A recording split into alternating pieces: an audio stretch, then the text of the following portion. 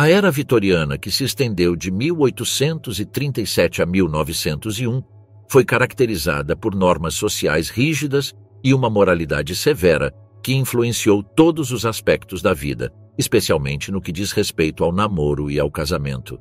Homens e mulheres seguiam um protocolo rígido onde qualquer contato físico, até o mais inocente, era fortemente condenado. O namoro era uma dança de olhares e gestos calculados, e a menor transgressão podia resultar em rejeição social. Apesar da fachada de virtude, a noite de núpcias era, para muitas mulheres, um momento repleto de ansiedade e confusão. A falta de educação sexual e a ausência de informações sobre a intimidade deixavam as noivas vulneráveis a experiências traumáticas. O caso de F. Gray, cujo casamento com John Ruskin foi anulado devido à incapacidade de consumar a união, ilustra a dura realidade dessa ignorância. As expectativas sociais de pureza e a repressão de qualquer desejo ou necessidade sexual transformaram o casamento em uma instituição marcada por sofrimento emocional e físico para muitas mulheres. O mercado de casamento vitoriano, status e fortuna. Durante a Era Vitoriana, o casamento era muito mais do que um ato de amor. No contexto social e econômico do século XIX, particularmente entre 1837 e 1901, o casamento era visto como uma transação fundamental, um acordo que não apenas definia o destino pessoal dos indivíduos envolvidos, mas também impactava as estruturas familiares, o status social e a estabilidade financeira.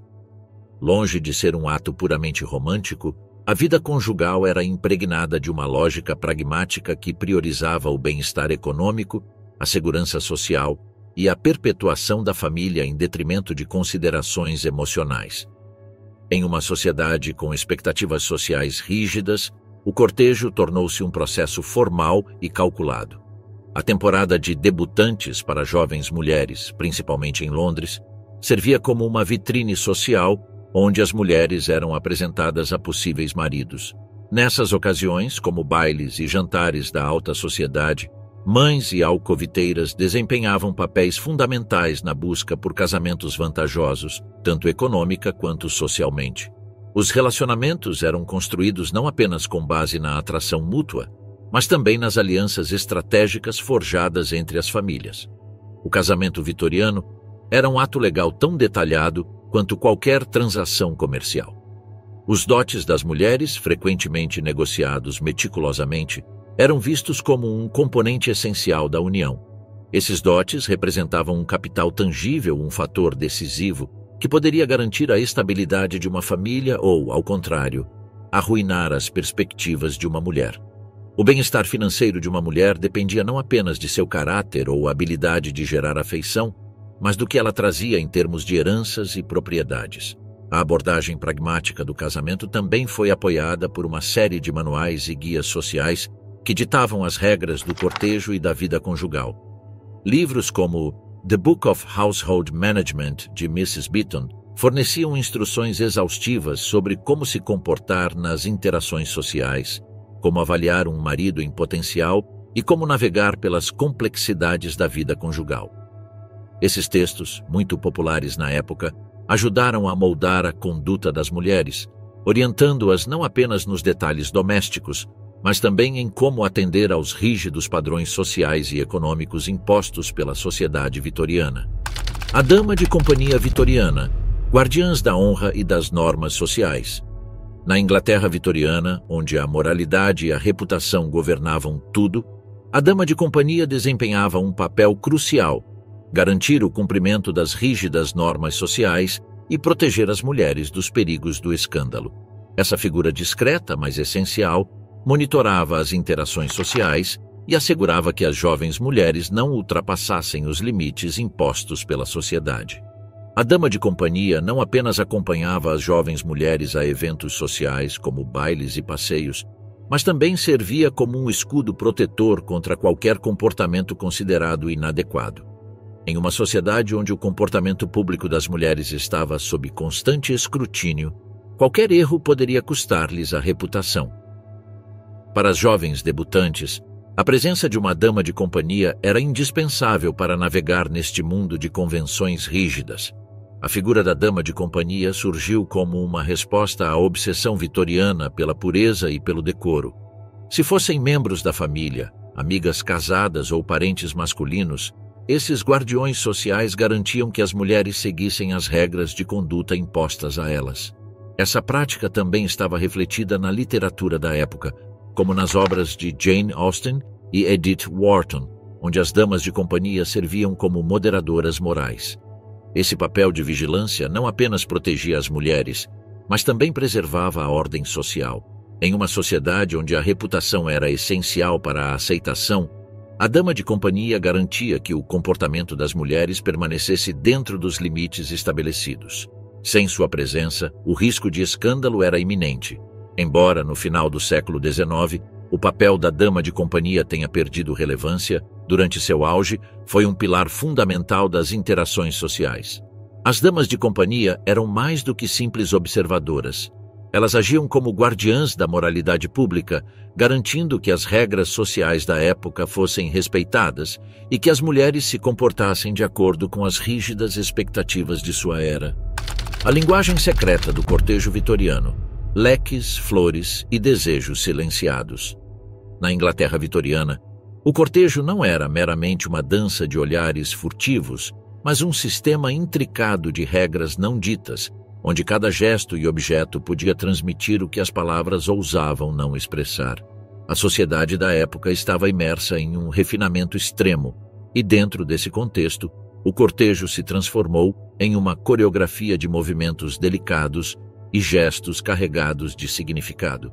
Através de uma etiqueta requintada, as emoções mais profundas eram ocultas em um balé silencioso de leques, reverências e, acima de tudo, flores, que serviam como mensagens codificadas de desejos proibidos e afeições secretas. Um dos elementos mais emblemáticos do cortejo vitoriano era o leque. Longe de ser apenas um acessório para o calor, o leque na mão de uma dama podia transmitir uma ampla gama de emoções. Um leque fechado diante dos olhos sinalizava arrependimento ou desculpas. Um leque aberto e balançando poderia sugerir interesse, ou ao contrário, um olhar rápido através do leque poderia indicar desinteresse ou desdém. Essa linguagem precisa exigir uma compreensão profunda das regras não escritas, e aqueles que não seguiam essas convenções corriam o risco de perder a reputação ou de serem mal interpretados. Da mesma forma, os cavalheiros tinham seu próprio conjunto de movimentos e rituais. A reverência, por exemplo, não era apenas uma inclinação da cabeça, mas uma manifestação de respeito ou, em certos casos, desejo. Até mesmo a profundidade da reverência podia alterar seu significado. Uma leve reverência era um sinal de cortesia, mas uma inclinação mais profunda poderia expressar maior interesse romântico. Esses gestos eram tão institucionalizados que regras sobre o comportamento adequado dos cavalheiros foram compiladas em vários manuais, como o de Cecil Hartley, que detalhava as normas de etiqueta que deveriam ser seguidas à risca para evitar escândalos sociais. Embora esses códigos possam parecer rígidos e até artificiais, na verdade, formavam a base de uma forma complexa e sofisticada de comunicação. Mesmo os sentimentos mais profundos, aqueles considerados inadequados para uma expressão aberta pela sociedade, eram canalizados através dessa elaborada linguagem de gestos. As emoções mais genuínas eram mascaradas pela superfície desses rituais, mantendo a compostura e o decoro, enquanto transmitiam uma mensagem clara àqueles que sabiam ler nas entrelinhas.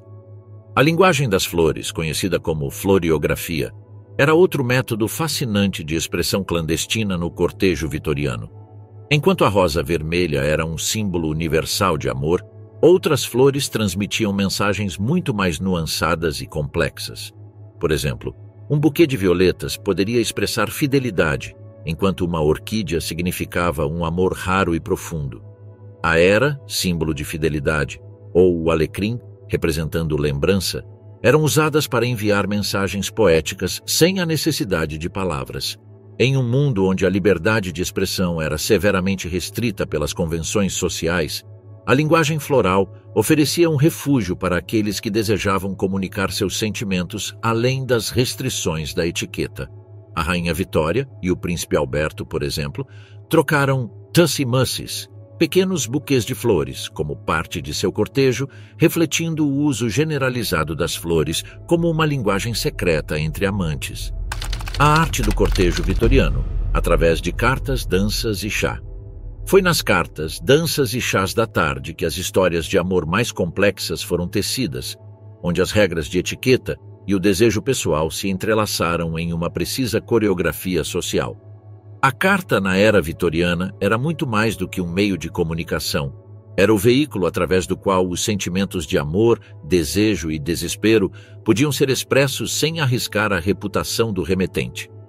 Graças à invenção do penny post em 1840, que permitia o envio de cartas por apenas um penny, a comunicação epistolar floresceu, e jovens amantes encontraram na caneta uma maneira de cortejar sem exposição pública. Conselhos sobre como escrever cartas românticas abundavam na época. Manuais como The Polite Letter Writer de Lady Elizabeth Scott, 1850, orientavam as jovens mulheres sobre a importância de equilibrar a abertura emocional com a cautela, garantindo que nenhum sentimento expresso pudesse levar ao escândalo. As cartas de amor seguiam um formato muito específico. Começavam com saudações formais, como "Minha querida senhorita" ou "Honrado senhor", e depois se desenvolviam em frases elaboradas que, embora não excessivamente diretas, transmitiam de forma sutil a afeição do remetente. Frases como "Sua ausência lança uma sombra sobre meus dias" ou "Sinto-me irresistivelmente atraído por sua companhia" permitiam que os sentimentos fossem compreendidos sem violar as rígidas normas sociais. Alguns romances famosos, como o de Elizabeth Barrett e Robert Browning, exemplificaram o poder das cartas para nutrir um amor profundo e confidencial. De fato, as cartas de Browning são consideradas um dos exemplos mais notáveis de cortejo vitoriano, um testemunho de como as palavras escritas podiam forjar um relacionamento em meio às restrições sociais. O ato de fechar cartas, dobrando-as de forma intricada para criar seu próprio envelope, foi outra técnica popular da época.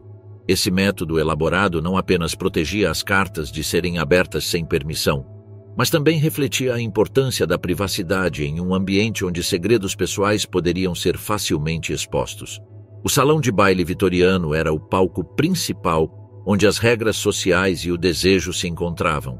Nestes eventos, o cartão de dança desempenhava um papel crucial. Não era apenas uma lista de parceiros de dança potenciais, mas um mapa do cortejo social, uma ferramenta que ditava as interações e as possibilidades românticas da noite.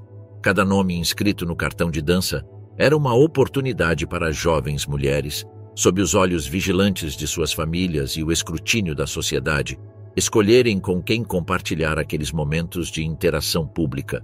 As danças vitorianas eram eventos profundamente estruturados, e o cartão de dança era a chave para sua coreografia. Este pequeno cartão, com um lápis na mão, permitia que as jovens mulheres atribuíssem danças aos cavalheiros com base na importância social, status ou, em alguns casos, no desejo pessoal. Ser incluído no cartão de dança de uma dama era uma honra, um passo mais perto de potencialmente consolidar um relacionamento ou até mesmo, em certos casos, aceitar uma proposta de casamento. A dança, com seus vários passos, como a valsa, que era muito mais íntima do que uma quadrilha, servia como uma metáfora para os complexos jogos sociais que ditavam as oportunidades românticas. A importância desse ritual era tamanha que, até mesmo antes de ascender ao trono, a Rainha Vitória participou desse jogo social com seu primo, o Príncipe Alberto.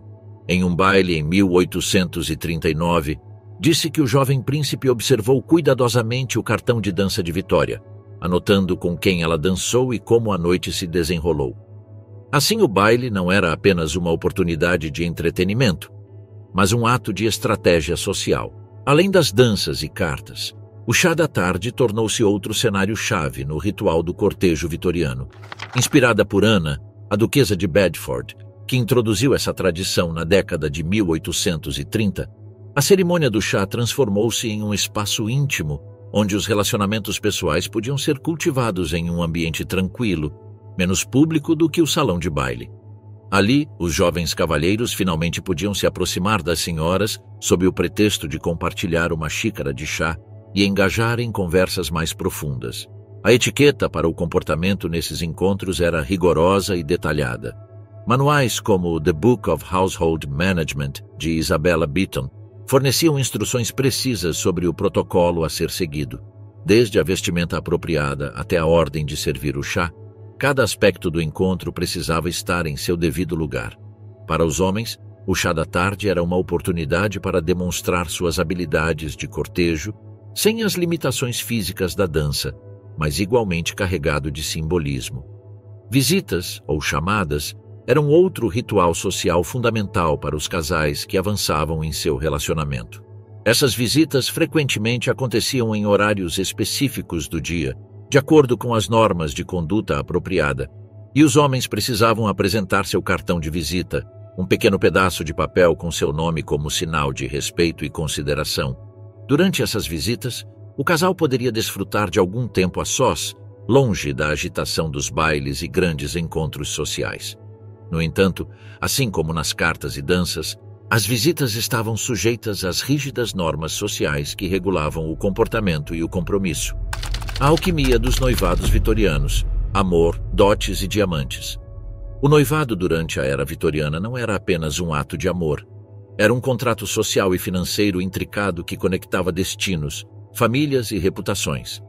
Em um mundo onde as regras de cortejo eram ditadas por rígidos códigos de conduta, o ato de ficar noivo era um fenômeno complexo que entrelaçava as emoções mais profundas com as exigências do status social. Esse processo de transformação, no qual o amor se cristalizava em ouro, terras e prestígio, formava a pedra angular da instituição do casamento vitoriano. No tecido social da época, o dote não era simplesmente um presente da família da noiva para o noivo, mas um componente essencial da troca matrimonial. Na Inglaterra vitoriana, o dote era considerado um baú de bens materiais, frequentemente incluindo terras, propriedades e uma renda anual, tornando-o uma consideração econômica fundamental. Essa prática havia evoluído ao longo dos séculos, e no século XIX, as famílias das mulheres noivas eram extremamente meticulosas na negociação dos termos que envolviam o dote. Os contratos pré-nupciais, que detalhavam as condições do dote e os acordos financeiros, eram cuidadosamente elaborados para garantir que o casamento fosse tanto uma união pessoal quanto uma transação econômica. O diário de Samuel Pepys, do século XVII, já destacava a importância dos dotes como um fator decisivo na desejabilidade de uma mulher para o casamento. No entanto, foi durante a era vitoriana que esse elemento ganhou ainda mais complexidade. Os dotes não apenas representavam a fortuna da noiva, mas também simbolizavam a estabilidade financeira e o status social de ambas as famílias envolvidas. Além das propriedades e riqueza material, o consentimento parental, especialmente no caso de mulheres da alta sociedade, era uma parte crucial do arranjo. A pressão pela aprovação dos pais para o noivado e, frequentemente, para o próprio casamento, refletia como o amor estava intrinsecamente ligado às expectativas sociais. O casamento não unia apenas dois indivíduos, mas também unia duas famílias, com o dote servindo como a manifestação tangível dessa conexão. O noivado de Vitória e Alberto, em 1839, marcou um marco significativo na história do cortejo e do casamento real. Vitória, que ocupava uma posição de poder como monarca, desafiou as convenções da época ao propor o casamento ela mesma. Em vez de seguir as tradições de grandes bailes ou eventos públicos, a proposta foi privada, realizada no silêncio do Castelo de Windsor, tornando-se ainda mais significativa.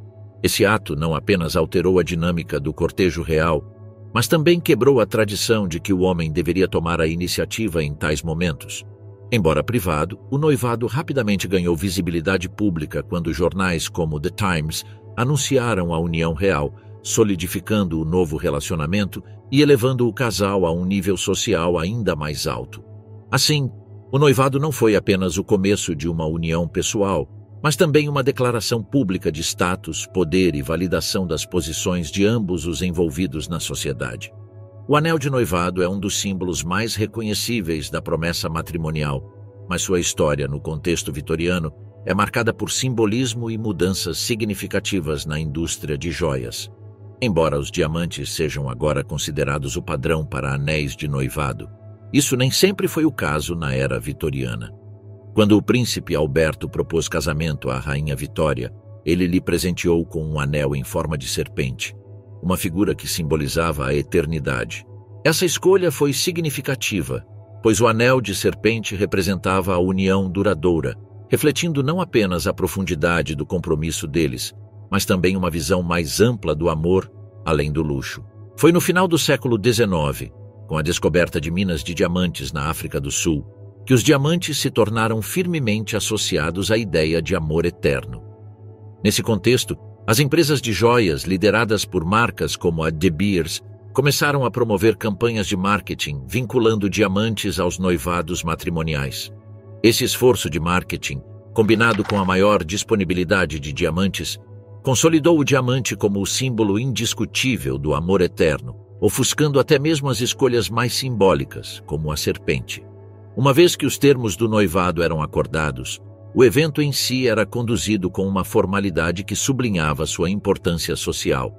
As cerimônias de noivado, embora frequentemente pequenos encontros familiares ou almoços íntimos, também podiam ser ocasiões onde presentes simbólicos de grande valor sentimental eram trocados. Esses presentes poderiam incluir heranças de família, livros de orações ou medalhões com retratos. Tais objetos não apenas selavam o noivado, mas também adquiriam um significado profundo, unindo as famílias por meio de um legado tangível de promessas compartilhadas. Os anúncios de noivado em jornais como The Morning Post e The Times desempenhavam um papel crucial ao tornar o casal visível para a sociedade. Esses avisos públicos serviam como declarações oficiais da união, elevando o status social do casal e solidificando seu lugar dentro da intrincada teia das expectativas sociais vitorianas. Amor, silenciado, o labirinto romântico dos desejos e da moralidade vitoriana. O amor vitoriano era apresentado como uma dança cuidadosamente coreografada, onde a paixão precisava ser contida sob um véu de rígidas normas sociais e morais. Os relacionamentos românticos, embora intensamente emocionais, eram limitados por um complexo conjunto de regras não ditas que governavam cada gesto, palavra e olhar. O cortejo não era apenas uma forma de atração, mas um campo minado onde o menor erro podia desencadear escândalos que manchavam as reputações dos envolvidos, especialmente das mulheres. Nesse contexto, o amor não era apenas um vínculo emocional, mas um campo de jogo onde códigos sociais, moralidade e reputação se entrelaçavam, formando um labirinto onde os desejos humanos eram constantemente suprimidos e redirecionados. A literatura da época refletia essas tensões. Escritores como Jane Austen ofereciam uma representação do amor que, embora idealizada, não estava isenta de conflito. Em seus romances, o cortejo se desenrolava dentro dos limites das expectativas sociais, mas sempre insinua a luta interna dos personagens que navegavam entre seus desejos e as exigências externas da sociedade. Nas histórias de Austen, personagens que desafiavam as normas, como Mr. Darcy ou Elizabeth Bennet, não eram apenas figuras românticas, mas também símbolos da resistência humana contra as estruturas rígidas de seu ambiente. Por outro lado, as irmãs Brontë apresentaram uma versão muito mais sombria e apaixonada do amor. O relacionamento entre Heathcliff e Catherine em O Morro dos Ventos Uivantes, Wuthering Heights, era o antítese da idealização de Austen. Ali, o amor não era apenas uma atração, mas uma obsessão que transcendeu as normas sociais e frequentemente as destruiu. O amor entre os protagonistas de Brontë tornou-se uma força destrutiva, que desafiava convenções morais e sociais, revelando os perigos do desejo desenfreado. Essa narrativa contrastava fortemente com a suavidade das comédias românticas, abrindo a porta para explorar paixões mais intensas e inerentemente perigosas. O contraste entre as perspectivas de Austen e as das Brontë refletia as tensões de uma era em que, embora o amor fosse um ideal, nem sempre se encaixava nos moldes estabelecidos. Enquanto os romances vitorianos frequentemente celebravam a virtude, o dever e a contenção, também havia expressões de desejo que escapavam dos limites da moralidade. Os romances de George Eliot, como Middlemarch, retratavam de forma sóbria e realista como o casamento, supostamente a culminação do amor romântico, frequentemente acabava por sufocar a individualidade e a liberdade. Em Middlemarch, o amor não era apenas uma aspiração, mas também uma instituição que poderia esmagar as esperanças e sonhos daqueles que se viam presos às suas próprias escolhas. Ao mesmo tempo, o fenômeno dos romances seriados cativava a atenção do público, criando uma antecipação coletiva sobre o destino dos personagens. Obras como Grandes Esperanças, Great Expectations, de Charles Dickens, publicadas por capítulos, tornaram-se uma forma de romantismo de massa. Os leitores especulavam sobre o destino de Pip e seu relacionamento com Stella, criando uma conexão emocional que transcendia as páginas. Essas histórias, embora fictícias, ofereciam uma via de escape e reflexão sobre os dilemas do amor não correspondido, da paixão inatingível e das limitações dos relacionamentos humanos. Fora da esfera literária, a linguagem do desejo na vida cotidiana também era moldada pela necessidade de disfarce. Na sociedade vitoriana, o amor era comunicado de forma indireta e simbólica. O uso de flores, a linguagem do leque e até a colocação de uma luva na mão tornaram-se códigos para expressar sentimentos que não podiam ser falados em voz alta. O simples ato de trocar olhares ou tocar mãos podia carregar significados profundos, enfatizando a fragilidade dos relacionamentos românticos em um ambiente de constante vigilância social. Por baixo dessa superfície de controle e moderação, no entanto, surgiam reinos de amor que desafiavam as normas. Escritores e artistas como Oscar Wilde e os pré-rafaelitas começaram a explorar as sombras do amor, levando as emoções ao seu limite. Wilde, em suas obras, não apenas criticava as restrições sociais de sua época, mas também abordava temas de desejo homossexual que eram profundamente subversivos em sua era. Com sua sagacidade afiada, Wilde tornou-se um símbolo da luta pela liberdade emocional e sexual, desafiando as rígidas normas morais da sociedade vitoriana. Nos círculos intelectuais e boêmios da época, o amor começou a assumir formas mais livres e experimentais. As Molly Houses, espaços clandestinos onde homens homossexuais se reuniam, ofereciam um ambiente para explorar dimensões do amor que não apenas desafiavam a moralidade da época, mas também davam visibilidade a um segmento da sociedade que se via forçado a permanecer escondido. Nessas ambiências subterrâneas, o amor era um ato de resistência, um desafio direto à heteronormatividade que dominava a cultura vitoriana. Esse amor oculto e frequentemente reprimido também se refletia nas vidas de figuras como Catherine Dickens, cuja separação pública de Charles Dickens, em 1858, foi um escândalo que destruiu a fachada da vida familiar estável tão valorizada pela sociedade. Eventos como esses revelaram a realidade por trás da imagem polida da vida doméstica, demonstrando que o amor nem sempre se alinhava às expectativas sociais e que as paixões e desejos humanos não podiam ser contidos pelas rígidas normas morais vitorianas. Entre a sombra e a paixão, a noite de núpcias e os segredos silenciados da sexualidade vitoriana. Na era vitoriana, os conceitos de sexo e a noite de núpcias foram profundamente moldados por rígidas normas sociais e expectativas morais que governavam a vida cotidiana. Embora a sociedade vitoriana fosse conhecida por sua devoção à virtude e à moralidade, a sexualidade estava longe de ser simples.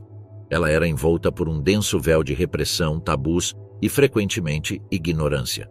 Os atos sexuais dentro do casamento, particularmente na noite de núpcias, eram marcados pela expectativa de que a mulher deveria ser pura e, em muitos casos, uma espécie de tábula rasa sexual. A noção predominante era de que as mulheres deveriam ser ignorantes ou inocentes dos prazeres carnais, e o sexo dentro do casamento era frequentemente visto como um dever, em vez de uma fonte de prazer, especialmente para as mulheres. A noite de núpcias vitoriana era um evento carregado de simbolismo e expectativa, mas também de considerável ansiedade e mistério. Em muitos casos, não era um momento de paixão desenfreada, mas uma formalidade ritualizada na qual os recém-casados se envolviam em um ato que raramente era discutido abertamente. A expectativa geral era de que a noiva, que geralmente era virgem no momento do casamento, entregasse sua honra ao marido. Nesse contexto, O ato sexual era visto não apenas como a consumação do casamento, mas também como um ato de posse. O marido reivindicava sua esposa, e a penetração era frequentemente percebida como uma transação física na qual a virgindade da mulher era conquistada. Apesar das expectativas morais, o sexo nos casamentos vitorianos era frequentemente tingido de ansiedade, desconforto e ignorância. As mulheres eram socialmente condicionadas a reprimir seus desejos e a ver o sexo como um meio de procriação, em vez de prazer. O prazer feminino era visto com suspeita e, em muitos casos, completamente desconsiderado. A ideia de que uma mulher pudesse desfrutar de atividade sexual era considerada imprópria e até imoral. A medicina vitoriana, fortemente influenciada pela moral religiosa, não apenas suprimia o desejo sexual feminino, mas também o patologizava. A histeria feminina era amplamente discutida como uma condição que acometia mulheres que demonstravam excessivo desejo sexual ou paixão. Para tratar esse suposto distúrbio, alguns médicos recomendavam massagens pélvicas ou estimulação manual, uma prática que poderia ser vista como uma forma primitiva de masturbação médica, realizada por médicos em seus consultórios. Enquanto isso, os homens, embora igualmente limitados pelas expectativas sociais, tinham maior liberdade para expressar seus desejos e cumprir os papéis sexuais esperados no casamento. Os homens geralmente eram esperados para iniciar a atividade sexual e frequentemente eram incentivados a buscar prazer no relacionamento conjugal. No entanto, isso não os isentava dos tabus sociais, pois também eram pressionados a se conformar aos ideais vitorianos de respeito e autocontrole. Os atos sexuais dentro do casamento também eram rigidamente regulamentados pela lei, que proibia o adultério e, em alguns casos, até o ato sexual fora do casamento. A moralidade vitoriana impunha estritas leis contra a sodomia, com severas penalidades para aqueles que violassem as normas sexuais estabelecidas, especialmente no que se referia a relacionamentos homossexuais ou práticas sexuais consideradas não reprodutivas. A sexualidade estava intimamente ligada à reprodução, e as mulheres eram vistas principalmente como reprodutoras, responsáveis por trazer filhos ao mundo, enquanto os homens desfrutavam de maior liberdade para explorar sua sexualidade dentro dos limites legais. Além da moralidade social, a censura sexual se estendia à literatura e à mídia. Livros e obras literárias que abordavam temas de sexualidade ou relacionamentos extraconjugais frequentemente eram censurados, e discussões sobre sexo na sociedade vitoriana eram extremamente limitadas. Assim, o sexo existia principalmente na esfera privada, rodeado de silêncio profundo ou retórica moral que o enquadrava como sujo, perigoso ou, no mínimo, algo a ser mantido estritamente dentro dos limites privados. Os homens também eram influenciados por normas que lhes negavam a liberdade de explorar seus desejos de forma aberta. Na era vitoriana, uma masculinidade rígida frequentemente era promovida, enfatizando o controle total de si mesmo e o distanciamento emocional. A ideia de que os homens deveriam ser fortes e contidos frequentemente levava à frustração em seus relacionamentos sexuais, particularmente se suas esposas não atendiam às expectativas de desejo ou de resposta sexual. A frustração masculina às vezes encontrava uma válvula de escape em prostitutas ou bordéis clandestinos, onde homens da classe alta frequentemente buscavam satisfazer seus desejos de forma secreta, pois as convenções sociais limitavam sua liberdade dentro do casamento. A repressão da sexualidade foi uma característica marcante da sociedade vitoriana, mas não foi absoluta. Embora os homens pudessem buscar satisfação por meio da prostituição ou de relacionamentos extraconjugais, as mulheres estavam presas em um duplo padrão.